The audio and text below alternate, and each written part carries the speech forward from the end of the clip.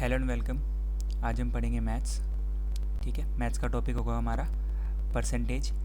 ये परसेंटेज की वीडियो आपके RIMC, RMS और जो सैनिक स्कूल का जो एंट्रेंस एग्ज़ाम है 6th class and 9th class, सैनिक और मिलिट्री वाला, दोनों के लिए बेनिफिशियल है।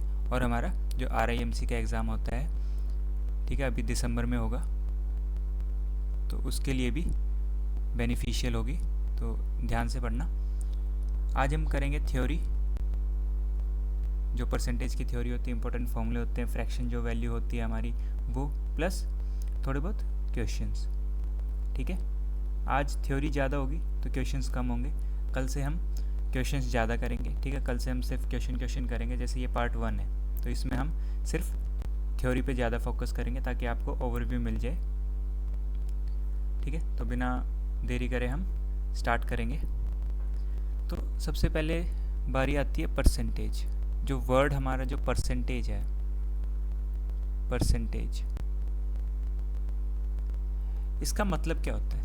ये वैसे बना तो परसेंट से है, पर सेंट, परसेंट का मतलब होता है, सेंट का मतलब होता है 100। ठीक है, लैटिन वर्ड है सेंटम, लैटिन वर्ड जो है हमारा सेंटम है, जिसका मतलब होता है 100। ठीक है, तो यहाँ से हमें परसेंटेज मिला। पर का मतलब कि पर 100 की 100 के हिसाब से 100 से हम कंपेयर करते हैं। ठीक है, बारी आती है इसकी जो बुक की जो डेफिनेशन है। बुक की जो डेफिनेशन अगर हम पढ़ेंगे परसेंटेज की, तो percentage is a method of expressing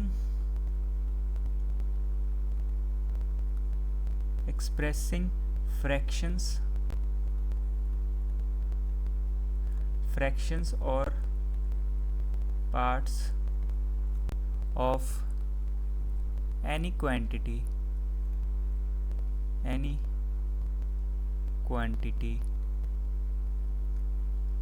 into a या फिर into an equal form। ठीक है, तो ये बुक की डेफिनेशन है। इसका मतलब कुछ नहीं है, सीधा सा मतलब कि कोई क्वांटिटी दे रखी होगी, उसको हमें 100 से कंपेयर करना है। ठीक है, ये परसेंटेज हो जाती है हमारी। अब बारी आती है कि अगर मान लो कोई नंबर दे रखा है, जैसे 21 है, अगर हमें इसको परसेंटेज में लिखना है कि 21 कितना परसेंट होगा, तो इसको हम डायरेक्टली 100 से डिवाइड कर देंगे। ठीक है, ये तो आ गया हमारा परसेंट। अब आता है rate of percent. Rate of percent, rate of percent में जो फ्रैक्शन दी होती है ना, जैसे 21/100 है, तो इसको हमें 100 से मल्टीप्लाई कर देना, और जो आएगा हमारे पास 21, ये वाला साइन लग जाएगा, और इसी को हम रेट परसेंट कहते हैं। ठीक है, अब बारी आती है हमारी, ये सब तो देखो जब आप क्वेश्चन करोगे तो और ज़्यादा आपकी चीज़ें क्लियर होती रहेंगी। अब हम पढ़ेंगे जो फ्रैक्शन वैल्यूज़ होती हैं, फ्रैक्शन वैल्यूज़।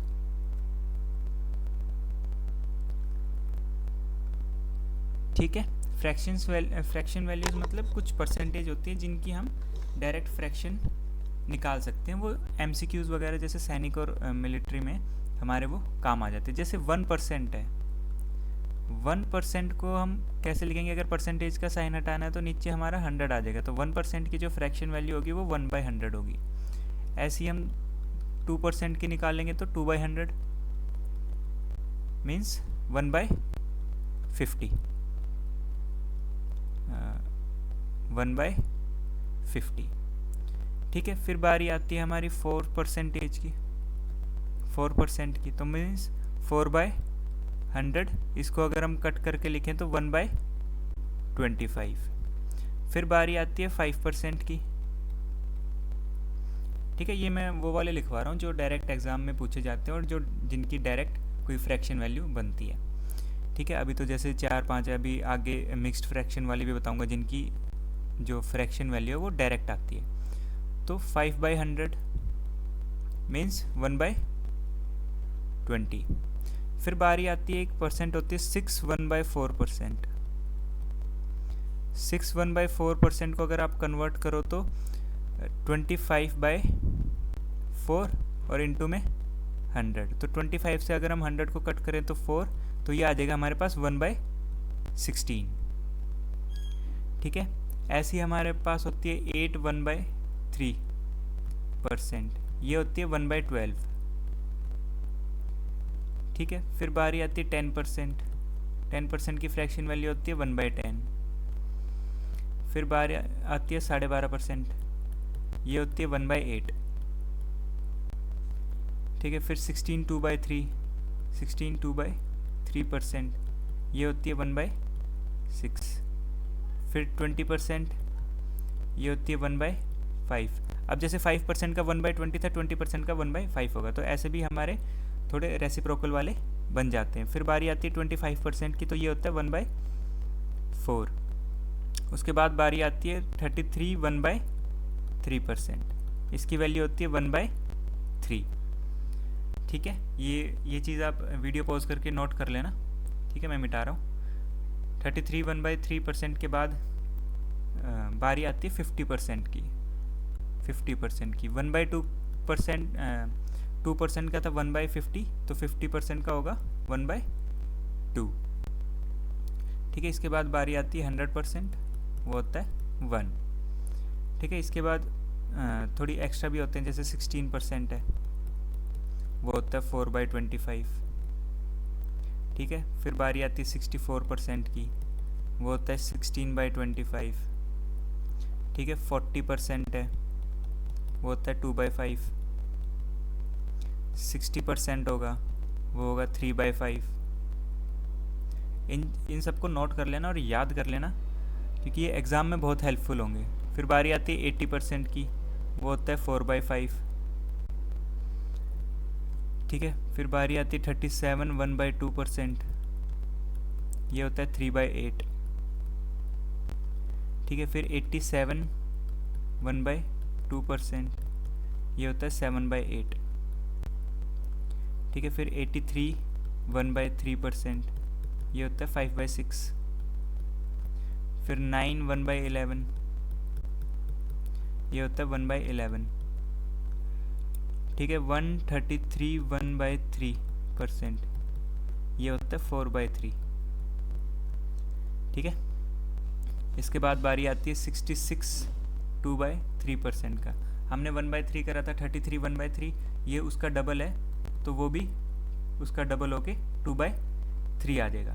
फिर बारी आती है 8% की, ये होता है 2/25, क्योंकि 4% होता है 1/25, तो 8% होगा 2/25।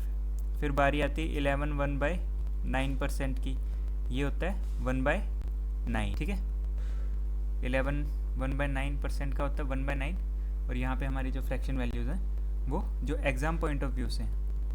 ठीक है, एग्ज़ाम में हमारे पास इन्हीं में से क्वेश्चंस आते हैं, इन्हीं से डायरेक्ट हमारे क्वेश्चंस बनते हैं। ठीक है, जो एग्ज़ामिनर होता है वो आपसे कुछ वैसे नहीं करवाना चाहता, जैसे RMS हो गया, ठीक है, सैनिक हो गया, इनमें बहुत बेसिक क्वेश्चन आते हैं, वो डायरेक्ट इन फ्रैक्शन से हो जाते हैं। हालांकि जो जब आप ग्रेजुएशन के बाद भी जो एग्ज़ाम देते हो वो भी इन फ्रैक्शन वैल्यू के बेसिस पे हो जाते हैं। ठीक है, नेक्स्ट हम पढ़ेंगे इम्पोर्टेंट जो फॉर्मूलाज होते हैं, इम्पोर्टेंट फॉर्मूले। ठीक है, इम्पोर्टेंट फॉर्मूले पहला आता है, ठीक है, कि if as income is X% more than B, then B's income is less than that of A by, ठीक है, अगर A की इनकम X% मोर दे रखे B से, तो जो B की इनकम जो कम होगी A से वो कितने % से होगी, 100 into x upon 100 plus x percent. ठीक है, मान लो कि ए की इनकम 20% ज़्यादा है बी से, तो जो बी की इनकम जो कम होगी वो कितनी होगी कि 100 इंटू 20 अपॉन 100 प्लस 20, तो ये आ जाएगा 2000 अपॉन 120। ठीक है, इसको आप सॉल्व करोगे तो कितना आ जाएगा,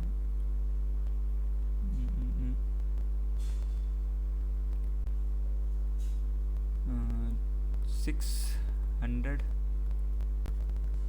देन ये हमारा आ जाएगा 50 और 3, तो 50/3% से जो इनकम होगी वो बी की कम होगी। ठीक है, दूसरा अगर उल्टा कर दे कि ए की इनकम इतना कम है तो बी की उससे कितना ज़्यादा होगी। ठीक है, तो वो आएगा 100 into x upon 100 minus x percentage.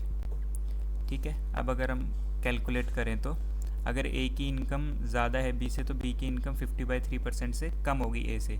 अगर ए की इनकम x% कम है बी से तो बी की कितनी होगी, मान लो कि वही है 20% कम है तो 2000 अपॉन 80, इस बार इतना आ जाएगा। ठीक है, इससे हम कट करेंगे तो 25, तो 25% ज़्यादा इनकम है। ठीक है, बी की, अगर ए की 20% कम है इनकम बी से तो बी की जो है वो 25% ज़्यादा होगी। ठीक है, नेक्स्ट फॉर्मूला आता है हमारे पास कि suppose the price of a certain commodity मतलब कोई भी चीज़, certain commodity increases by R%,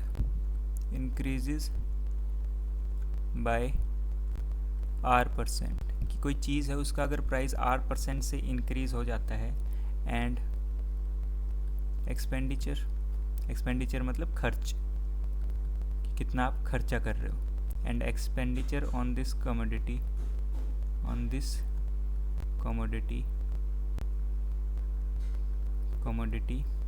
remains the same, मतलब आप खर्चा उतना ही कर रहे हो लेकिन प्राइस बढ़ गया। ठीक है, तो जाहिर सी बात आपको चीज़ कम मिलेगी, तो वो रिडक्शन कितना होगा, तो वो जो रिडक्शन होगा, रिडक्शन कंजम्पशन में या किसी में भी, वो होगा R upon 100 plus R into में 100%। ठीक है, ये फॉर्मूला याद कर लेना, डायरेक्ट क्वेश्चंस आते हैं इस पे कि इतना, मान लो किसी चीनी का प्राइस जो है वो R% से बढ़ गया लेकिन आपको खर्चा उतना ही रखना है, तो आपको कंजम्पशन कितनी कम करनी पड़ेगी, सीधा ये फॉर्मूला लगाना और आपका आंसर आ जाएगा। ठीक है, तीसरा फॉर्मूला था ये। फिर बारी आती है कि इसमें तो हुआ हमारा जो प्राइस इंक्रीज हुआ।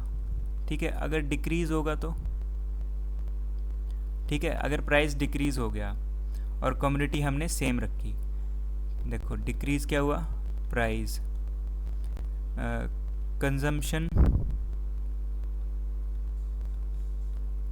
कंजम्पशन हमारा जो होगा वो इंक्रीज होगा।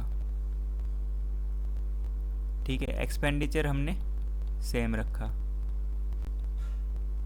एक्सपेंडिचर जो है हमारा सेम है, मतलब ये हुआ कि अगर किसी चीज़ का प्राइस कम हो गया, ठीक है, मान लो आप पेन लेने गए, पहले 10 के 2 पेन आते थे, ठीक है, अब प्राइस कम हो गया और वही पेन 10 के 3 आने लग गए, तो जो एक्सपेंडिचर है वो तो सेम है।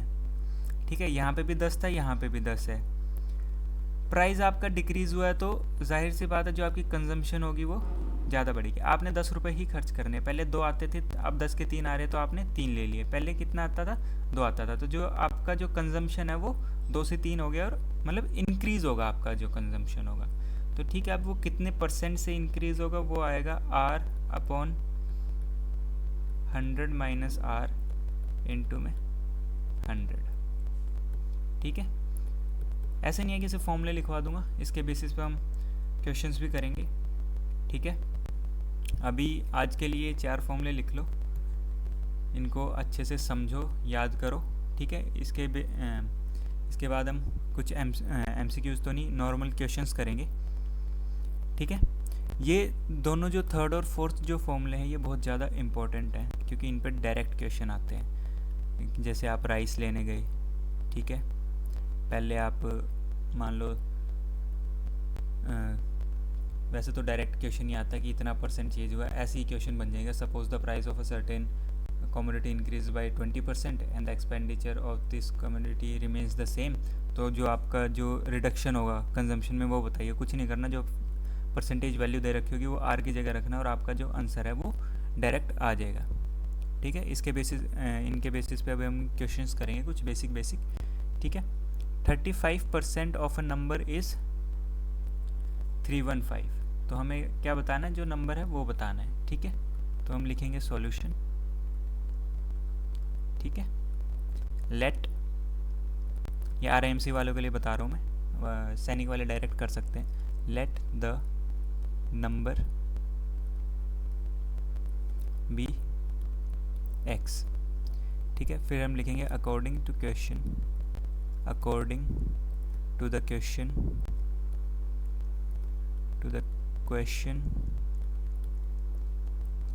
35%, मतलब परसेंटेज का साइन हटेगा, नीचे 100 आएगा। ऑफ का मतलब मल्टीप्लाई, नंबर का मतलब जो हमने सपोज किया था, इस का मतलब इक्वल टू, और ये हमारा जो नंबर होगा ये यहाँ पे रख दिया जाएगा। ठीक है, इक्वेशन बनानी समझ में आई। 35 लिखो, परसेंटेज का मतलब नीचे 100 आ जाएगा, ऑफ का मतलब मल्टीप्लाई, नंबर का मतलब जो हमने सपोज करा है, जो हमें निकालना है, इस का मतलब इक्वल टू, और ये 315 हमारा यहाँ आ गया। ठीक है, तो यहाँ पे जो कट हो रहा है उसको यहीं कट कर दो, 7 नीचे आ गया 20। तो x अब हम क्या करेंगे, जो 20 है वो इस यहाँ मल्टीप्लाई करेंगे और जो 7 होगा वो यहाँ पे डिवाइड आ जाएगा। तो 315 इंटू 20 अपॉन में 7। ठीक है, 7 से अगर हम इसको कट करें तो ये आ जाएगा 45। तो 45 इंटू 20 अगर हम करेंगे तो हमारा जो आंसर है वो 900 आ जाएगा। ठीक है, सो द नंबर इज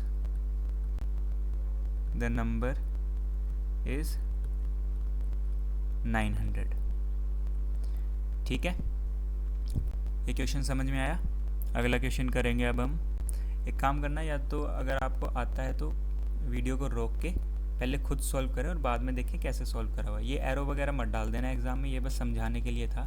इसमें आप सिंपली कुछ नहीं करना, या तो ऐसे कर लो 35 अपॉन में 100 इंटू में x इक्वल्स टू 315, या तो आप डायरेक्ट ले जाओ कि 315 इंटू 100 अपॉन में 35। यहाँ कट कर लो कि यहाँ पे 7 आ गया, यहाँ 20 आ गया, फिर यहाँ पे 45 आ गया। फिर एक और लाइन लिख लो कि 45 इंटू 20, जितना नीट एंड क्लीन रखोगे उतना एग्जामिनर आपको, देखो अगर हाउच पाउच कर दोगे कि ये यहाँ कटिंग कर दी, यहाँ कटिंग कर दी, एग्जामिनर को लगेगा कि बच्चा कंफ्यूज्ड है, इसको आता नहीं है, बस कैसे न कैसे करके इसने आंसर निकाल दिया। अगर आप नीट एंड क्लीन रखोगे तो एग्जामिनर के भी माइंड में जाएगा कि भाई हाँ इस बच्चे को आता है, और वो आपको हो सकता है थोड़े एक्स्ट्रा मार्क्स दे दे। ठीक है, एग्जामिनर के माइंड पे भी बहुत फ़र्क पड़ता है कि किस माइंडसेट से आया है वो। तो और मान लो कि आपका दिन ख़राब है और थोड़ी बहुत कटिंग वगैरह होगी, एग्जामिनर का पहले ही दिमाग ख़राब है, ठीक है, किसी भी पर्सनल रीज़न की वजह से हो सकता है, और वो देखे कि यार ये तो वैसे दिमाग ख़राब है, ऊपर से बच्चे ने वो कर दिया, वो पूरा काटा मार देगा। ठीक है, हालांकि काटा तो नहीं मारेगा लेकिन मार्क्स कम दे देगा अगर आप कटिंग वगैरह करोगे तो। ठीक है, नेक्स्ट क्वेश्चन आज हम करेंगे 2/3 of 10% of 60% of a is 32, find the value of a। अब मैंने क्या बताया था, जहाँ ऑफ है वहाँ मल्टीप्लाई, ठीक है, मल्टीप्लाई, जहाँ इज़ है वहाँ पे इक्वल टू, यहाँ पे 32 आ जाएगा, a यहाँ आ जाएगा, 60 लिखेंगे, परसेंटेज का मतलब नीचे 100, फिर यहाँ पे 10 लिखेंगे और परसेंटेज का मतलब 100। 2/3 का मतलब होता है 2/3, तो यहाँ हम लिख देंगे 2/3। ठीक है, 0 से 0 कट, 0 से 0 कट। ठीक है, 3 से हम कट करेंगे, यहाँ पे 2 जाएगा, तो ऊपर रह गया 2 इंटू 2 इंटू ए, 2 इंटू 2 इंटू ए। ठीक है, नीचे आ गया हमारे पास 10 इंटू 10 मीन्स 100 इक्वल्स टू 32। 2 2 ज़ा 4 होगा, तो 4 से अगर हम इसको कट करेंगे तो ये आ जाएगा 25। फिर आ जाएगा a is equals to 32 into 25। ठीक है, इसको आप मल्टीप्लाई करेंगे तो 25 2 ज़ा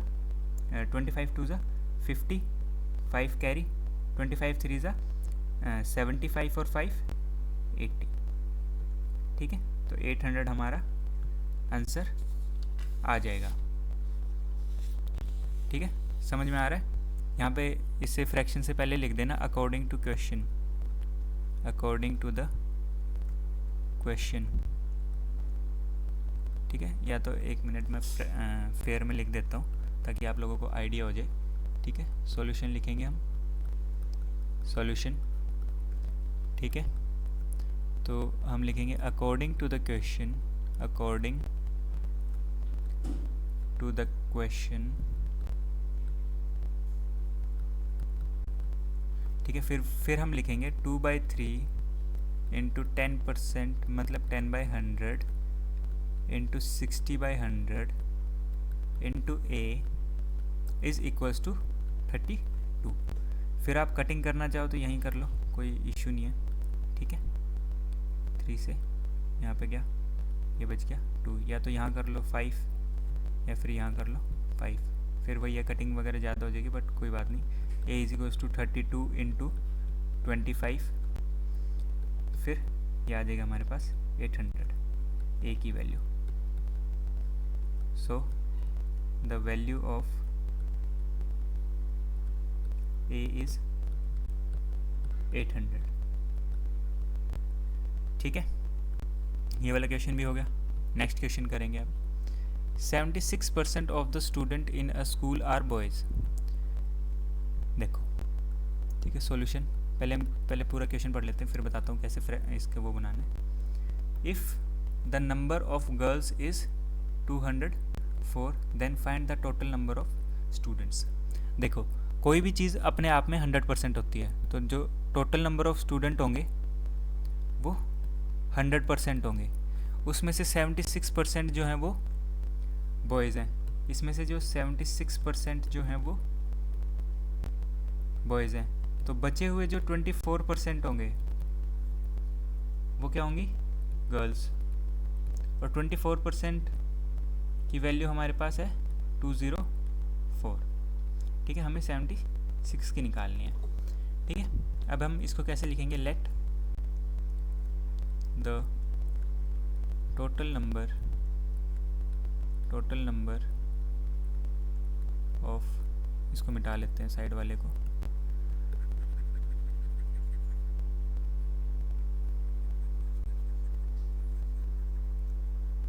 let the total number of students be let the total number of students be x। ठीक है, हम डायरेक्ट 100 नहीं मान सकते क्योंकि यहाँ पे डायरेक्ट वैल्यू दे रखी है 204। अगर हम टोटल नंबर ऑफ स्टूडेंट्स ही 204 100 मान लेंगे और गर्ल्स उसमें से 204 हो जाएंगी, तो गर्ल्स तो ज़्यादा होगी ना टोटल नंबर से। ठीक है, फिर लिखेंगे हम percentage of boys, percentage of boys is equals to 76। therefore percentage of girls equals to 100 minus 76, जो कि आ जाएगा 24%। ठीक है, अब according to the question according to the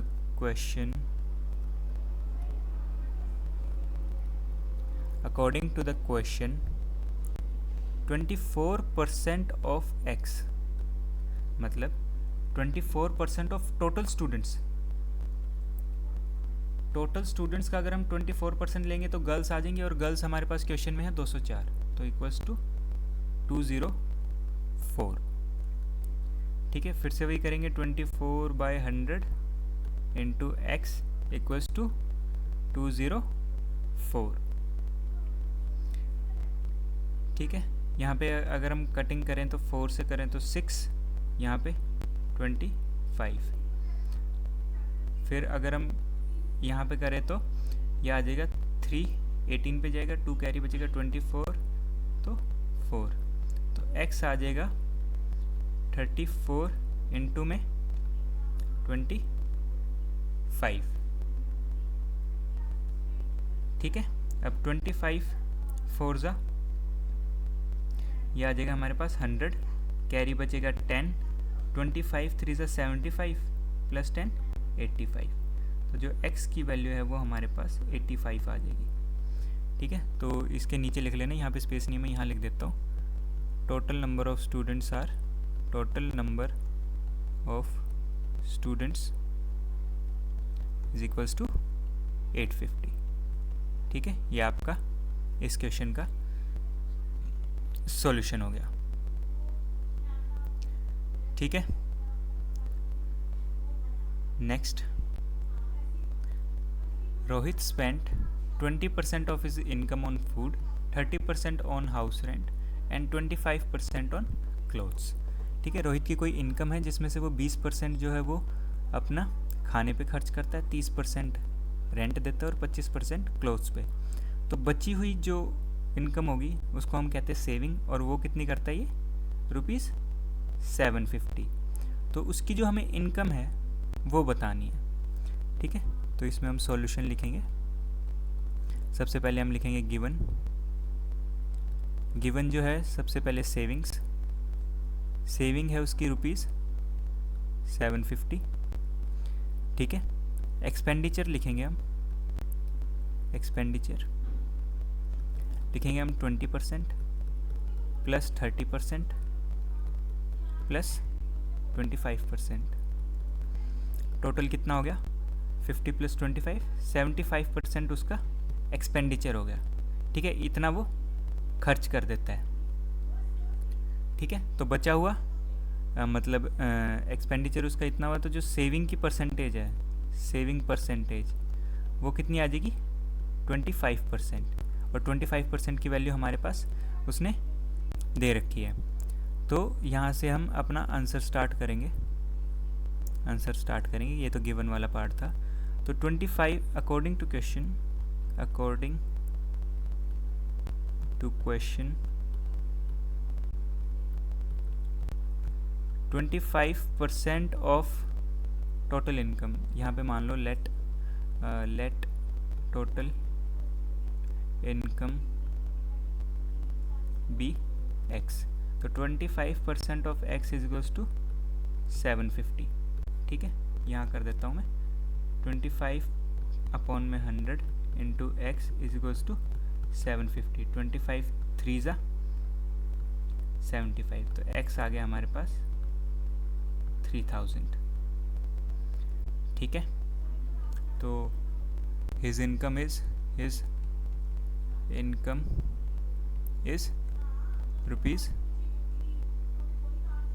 ₹3000। ठीक है, क्वेश्चन समझ में आया। अगले वाला क्वेश्चन आपको होमवर्क है।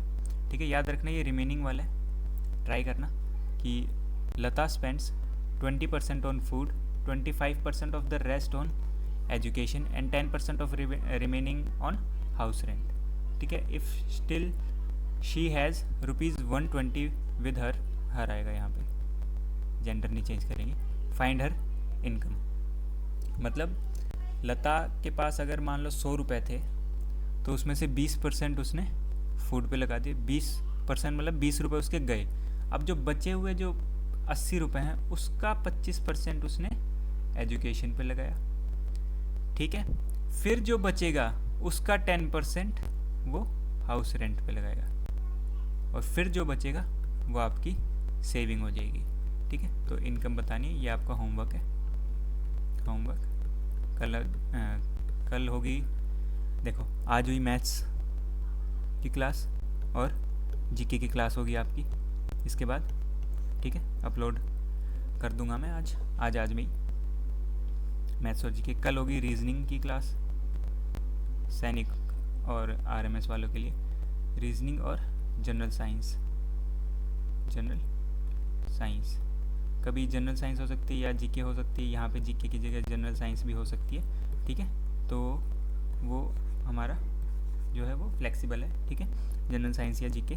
तो कल जो होगी रीजनिंग क्लास होगी। परसों जब हम स्टार्ट करेंगे तो इसी क्वेश्चन से हम स्टार्ट करेंगे, जिस जिसका आंसर आ जाएगा वो कमेंट में हमें बता देंगे, ठीक है। सब्सक्राइब कर लेना इस चैनल को। और आपका जो दिसंबर वाला जो है, दिसंबर RAMC RMS और जो सैनिक है, ठीक है, वो उसका पूरा सिलेबस यहाँ पे कंप्लीट कराया जाएगा, ठीक है। आपके मैथ्स में 50% से ऊपर मेरी जिम्मेवारी है लेके आना, ठीक है। जीके में 50% और इंग्लिश में अभी मेरे पास कोई टीचर है नहीं, हो सका तो मैं खुद पढ़ा दूंगा या फिर अगर कुछ हुआ तो उस चीज़ की अरेंजमेंट हो जाएगी, लेकिन मैथ्स और जीके में मैं आपके 50% से ऊपर ले आऊँगा, ठीक है। सैनिक में अभी जो पिछला हुआ था हमारा जनवरी में फॉर्म निकले थे, अप्रैल में एग्ज़ाम हुआ था, उसमें मेरे एक स्टूडेंट के 332 मार्क्स आए थे। हालांकि और आ सकते थे, 350 प्लस हो सकते थे, लेकिन सिली मिस्टेक्स की वजह से मैथ्स का एक क्वेश्चन 4 नंबर का होता है, उस वजह से थोड़ा कम रह गया, लेकिन 350 प्लस आ जाते ईजिली, ठीक है। तो सैनिक में 350 प्लस, RAMC में आपके मैथ्स और जीके में क्वालिफाई करवा दूंगा मैं, और RMS में भी आपका अच्छा स्कोर लेके आ जाऊंगा मैं, ठीक है। कुछ इस मंथ के एंड में या फिर जुलाई मिड में कुछ बुक्स भी बन रही हैं मेरी, ठीक है। मैं खुद डिज़ाइन करी इन एग्ज़ाम्स के लिए, RAMC के लिए, RMS के लिए और सैनिक के लिए। तो अगर प्री बुकिंग करानी है तो आप लोग नीचे कमेंट करके बता देना, मैं आपको कॉन्टैक्ट डिटेल्स दे दूँगा, ठीक है। तो आज की वीडियो में इतना ही, मिलेंगे कल। Thank you.